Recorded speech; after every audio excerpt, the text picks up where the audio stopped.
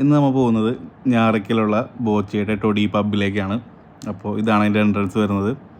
ബോച്ച നമ്മളെ നോക്കി നിൽക്കുന്നുണ്ട്. നമ്മൾ ഈ ബോച്ചയ്ക്ക് ഒരു ഹായ് കൊടുത്ത് അകത്തേക്ക് കയറി. പക്ഷേ ഇവിടുത്തെ മെയിൻ അട്രാക്ഷൻ വരുന്നത് ഈ ബോച്ചയാണ്. ഇതാണ് ഷാപ്പിൻ്റെ ഉൾഭാഗം. അത്യാവശ്യം നല്ല സീറ്റിംഗ് ഉണ്ട്. നമ്മൾ രാവിലെ 11 മണിക്ക് എത്തിയതുകൊണ്ട് ക്രൗഡൊക്കെ ആവുന്നുള്ളൂ. പക്ഷേ നല്ല പീസ്ഫുള്ളാണ്, നല്ല ഒരു മൂഡാണ്. അപ്പോൾ നമ്മൾ ആദ്യം തന്നെ പറഞ്ഞ ചെത്തുകളിലെത്തി.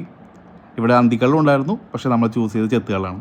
ചെത്തുകൾ ഭയങ്കര റിഫ്രഷിംഗ് ആണ് കേട്ടോ. ഭയങ്കര ടേസ്റ്റാണ്, ഭയങ്കര റിഫ്രഷിംഗ് ആണ്. വേഗം നമുക്ക് ടൈം എടുക്കാണ്ട് കിട്ടുകയും ചെയ്യും.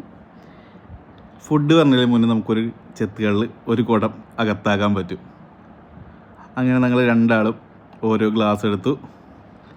ഒരു ഗ്ലാസ് സാനിക്ക് കൊടുത്തു, ഒരു ഗ്ലാസ് ഞാനും എടുത്തു. ഞങ്ങൾ ചിയേഴ്സ് അടിച്ചു. അപ്പോഴേക്കും നമ്മുടെ പാൽക്കപ്പ വന്നു, ബീഫ് വന്നു, പൊറോട്ട വന്നു. എല്ലാം അടിപൊളിയായിരുന്നു, നല്ലതായിരുന്നു. പിന്നെ നമ്മളവിടെ നേരെ മീൻ പിടിക്കാൻ പോയി.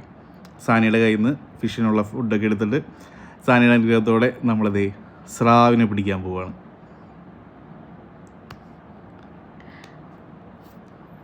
ഇത് ഭയങ്കര സമയം പോണ ഒരു പരിപാടിയാണ് കേട്ടോ. ഭയങ്കര രസമാണ് അവിടെ നിൽക്കാനൊക്കെ ആയിട്ട്. പക്ഷെ നമുക്കങ്ങനെ ഫിഷൊന്നും കിട്ടുമൊന്നുമില്ല കേട്ടോ.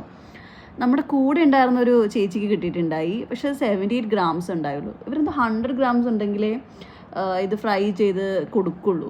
പക്ഷേ അത് ഫ്രീ ആയിട്ട് ഫ്രൈ ചെയ്ത് തരും കേട്ടോ. മീൻ കിട്ടുകയാണെങ്കിൽ അവർ ഫ്രീ ആയിട്ട് ചെയ്തു തരും. പക്ഷേ അത് 100 ഗ്രാമിൻ്റെ മുകളിൽ വേണം. അപ്പോൾ നമുക്ക് മീൻ കിട്ടിയില്ല. നമ്മൾ കുറച്ച് നേരം ട്രൈ ചെയ്തു. പക്ഷേ നല്ല രസമുള്ള പരിപാടിയായിരുന്നു. സാനി കിട്ടാത്തതുകൊണ്ട് വിക്ടറി കാണിച്ച് അവിടെ നിൽക്കുന്നുണ്ട്.